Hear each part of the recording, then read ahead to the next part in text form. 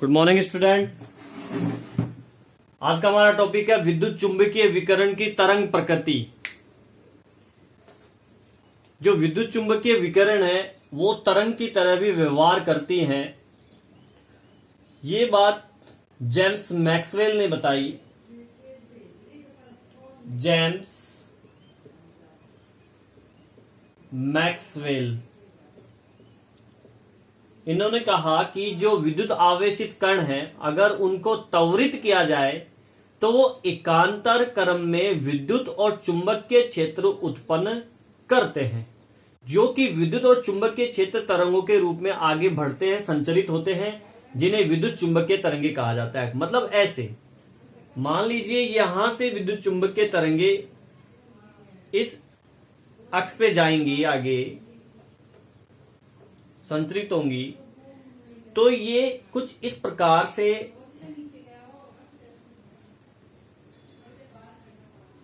अब यहां पे ये एक दूसरे के लंबवत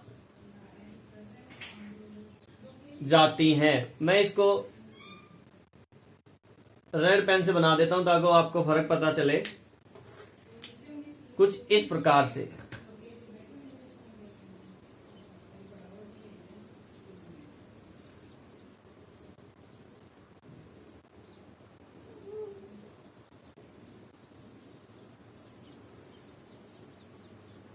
ठीक है, तो ये एक दूसरे के लंबवत होती हैं।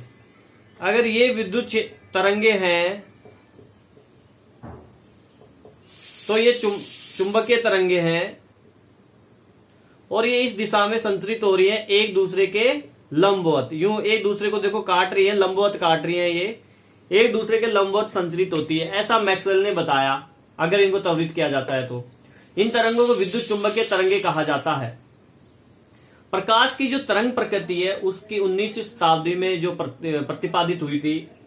तरंग दैर्घ्य तथा आवर्ती मिलकर विद्युत चुंबकीय स्पेक्ट्रम बनाती हैं, ऐसा भी उन्होंने कहा। आवर्ती जो है इसका जो एसआई यूनिट होता है आवर्ती का, वो होता है हर्ट्ज। इसको Hz से प्रदर्शित किया जाता है। ये आवर्ती का मात्रक है। किसका मात्रक है? ये आवर्ती का मात्रक है। उन्होंने कहा कि अगर आवर्ती को, जो आवर्ती है उसको हम म्यू से प्रदर्शित करें, तरंग दैर्घ्य लैम्बडा और प्रकाश का वेग अगर c है तो समीकरण हमारा जो प्रकाश का जो है वो ये हो जाएगा, c बराबर न्यू लैम्बडा। ये आई बात समझे? तो ये हो गया आपका प्रकाश का जो वेग है c, वो किसके बराबर होगा? वो आवर्ती और तरंग दैर्घ्य के गुणनफल के बराबर होगा। अगर हम यहां से आवर्ती की गणना करें तो ये म्यू बराबर c अपॉन लैम्बडा हो जाएगा। इससे हम आवर्ती निकाल सकते हैं। और अगर हमें लैम्बडा निकालना हो तो लैम्बडा बराबर c अपॉन म्यू, इससे हम लैम्बडा निकाल सकते हैं। ठीक है, अगर इसकी हम मात्रक की बात करें तो इसका जो मात्रक है, तरंग देखिए सेंटीमीटर इनवर्स इसका मात्रक होता है। एक चीज होती है तरंग संख्या। तरंग संख्या क्या है? प्रति इकाई लंबाई में। मान लीजिए यहां से लेकर यहां तक प्रति इकाई है, ये 1 सेंटीमीटर है लंबाई इसकी। तो इस प्रति इकाई लंबाई में जो तरंग दैर्घ्य की संख्या है, तरंग दैर्घ्य की संख्या क्या कहलाती है? तरंग संख्या कहलाती है। प्रति इकाई लंबाई में तरंग दैर्घ्य की संख्या तरंग संख्या कहलाती है और इसका यूनिट होता है सेंटीमीटर इनवर्स। तो ये विद्युत चुंबकीय विकिरण की तरंग प्रकृति थी।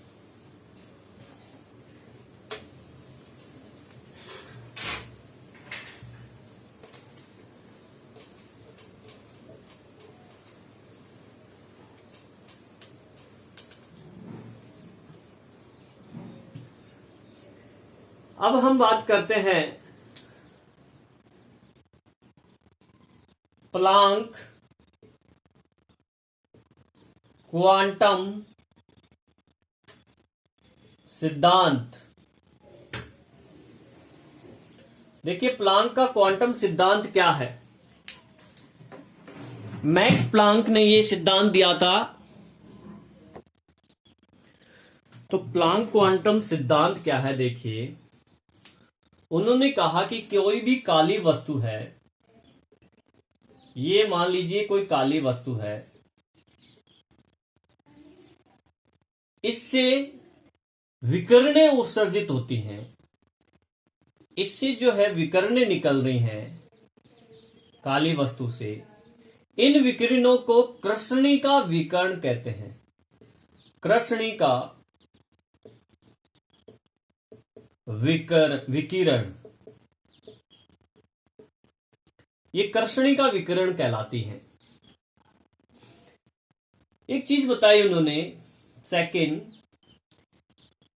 कि अगर कोई धातु की प्लेट है और इस प्लेट पर प्रकाश की किरणें टकराती हैं, इस पर प्रकाश की किरणें टकराती हैं, तो इसकी सतह से इलेक्ट्रॉन्स निकलते हैं, इलेक्ट्रॉन्स निकलना स्टार्ट होते हैं। इस प्रभाव को प्रकाश विद्युत प्रभाव कहते हैं। फोटो इलेक्ट्रिक इफेक्ट, प्रकाश विद्युत प्रभाव। इसके आगे बात करेंगे डिटेल से।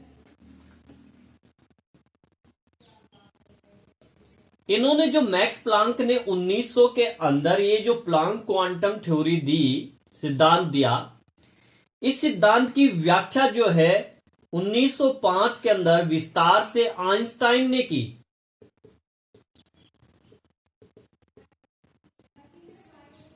इन्होंने इस सिद्धांत की 1905 में व्याख्या की डिटेल से, ठीक है।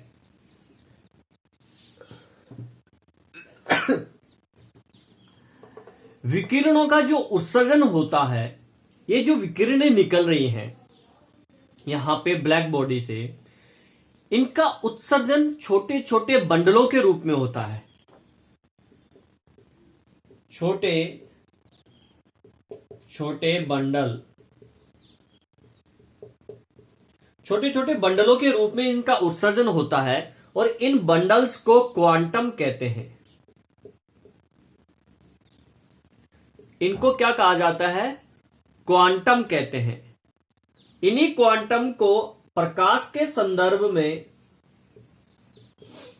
प्रकाश के संदर्भ में इनको फोटोन बोलते हैं। फोटोन, प्रकाश के संदर्भ में इनको, ये जो ऊर्जा के पैकेट्स होते हैं, इनको प्रकाश के संदर्भ में फोटोन कहा जाता है।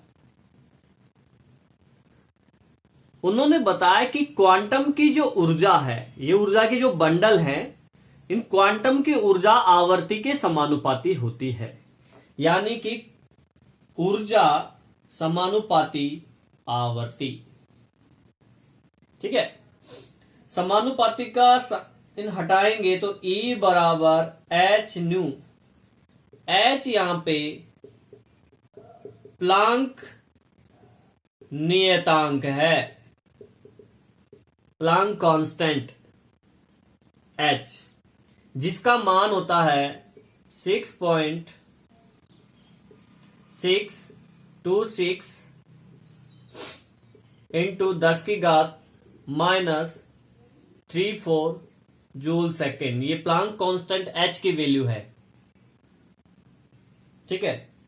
तो E बराबर एच न्यू हो गया। ऊर्जा क्या हो गई, फोटोन की, बंडल की, क्वांटम की ऊर्जा हो गई E बराबर एच न्यू।